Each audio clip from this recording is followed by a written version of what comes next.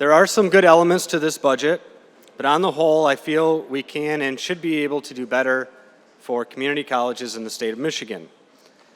This budget has some of the problems that other education budgets have when it comes to the failure to pay off the employee retirement system debt quickly enough.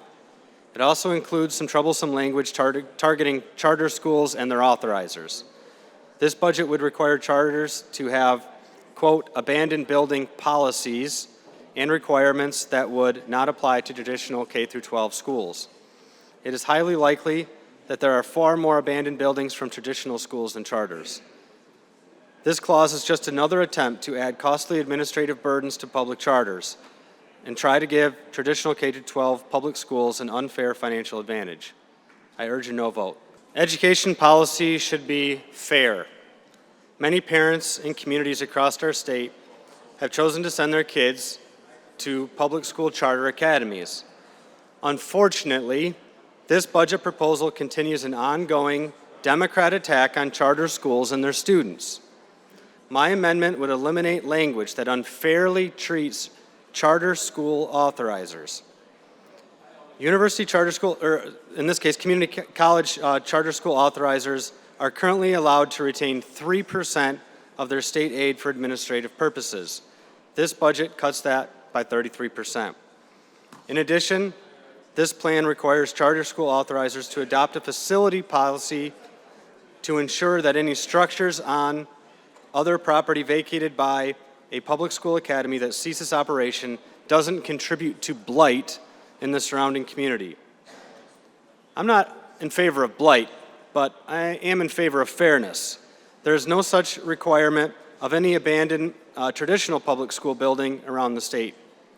On top of that, there has been no evidence to provided to demonstrate that charter schools are contributing to blight as a statewide problem as a whole. Ironically, I recently toured a school in Detroit this spring that actually fixed up a blighted building. I urge my members, or the members here, to treat all schools fairly by voting yes on this amendment. Just as proposed, so this amendment would require community college to disclose their total spending on DEI programs. Community college that continue to fund DEI, potentially in violation of the recent Supreme Court decision or the President's executive order, are ignoring the will of the people and jeopardizing important federal funding. This amendment is about fairness and accountability, and I urge my colleagues to support. This amendment would simply add debt and demolition to the list of acceptable items for funds used for specified infrastructure and safety improvements. These items contribute to overall costs, and we want to see improvements.